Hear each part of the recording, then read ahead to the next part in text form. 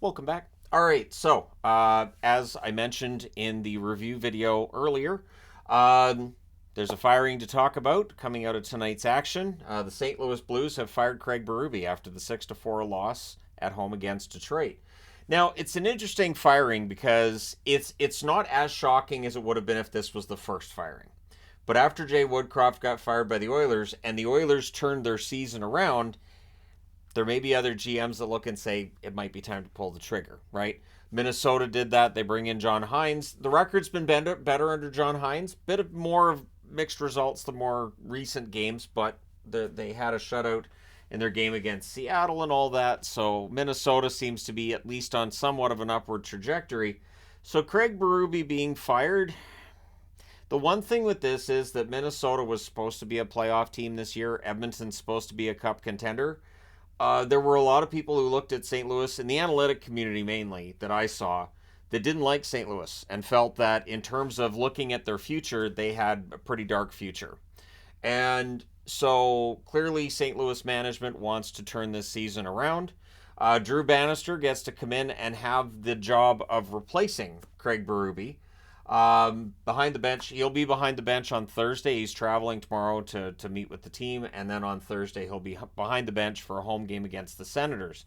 Ottawa, a team that's also underachieved so far this year, and so I'm sure there's Ottawa fans that are going to say, "Wait a minute, DJ Smith's outlasted 3 coaches that have been fired this year." Yep. But yeah, so if St. Louis wins that game, maybe we see another coach. The one thing that I also think is interesting about this is the timing. It's pretty close to Christmas. Now, I understand that if the team's not doing the job and all that, but again, within 2 weeks of Christmas, it just anyways, it's one of those things that to me I'm thinking, man, like Berube was probably planning his whole Christmas thing with family and all that. And now he's out of work, so that has to be a pain. Now, one thing to keep in mind with Drew Bannister is he was very good for Springfield. He's been coaching the AHL roster for the St. Louis Blues. Regular season record 93, 58, and 19, and they've made playoffs in back-to-back years.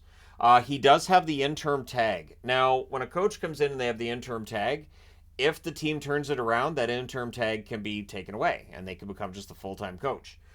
It will be interesting to see if St. Louis can turn this around. They have defensive problems.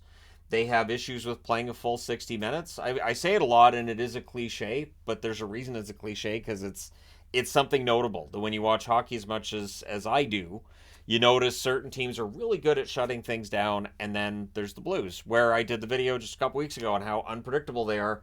Well, how unpredictable is this? You fire the coach, and we'll see what happens.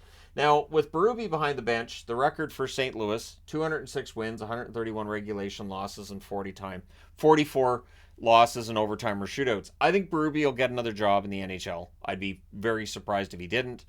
I think Woodcroft will get one as well.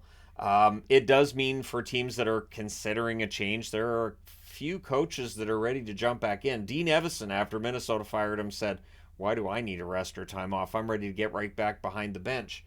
Bannister, if the name sounds familiar, it's because he did play in the NHL for roughly 2 seasons worth of hockey, 164 games. I believe 162, 164 games playing for Tampa, Edmonton, Anaheim, and the New York Rangers. So he did play in the National Hockey League, not a ton, but sometimes those guys end up being really good coaches too. So all the best to Bannister taking over a St. Louis team that, again, I think they're right about where we might have expected them before the season started.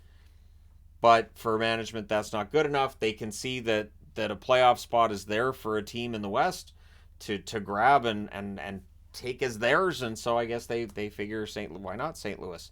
So let me know your thoughts in the comment section below. I've already seen some comments about how surprised people are, but let me know your thoughts. Don't forget to hit like and subscribe if you've not done so already. Thank you guys so much for all your support. I will talk to you again soon. And I will say this. Right now it's past 2 in the morning on the East Coast. I would not be up recording this if I was a hockey guy based out of the East Coast. It's one of those times where I say, yep, West Coast. Awesome. All right. Thank you guys for all your support. I'll talk to you again soon.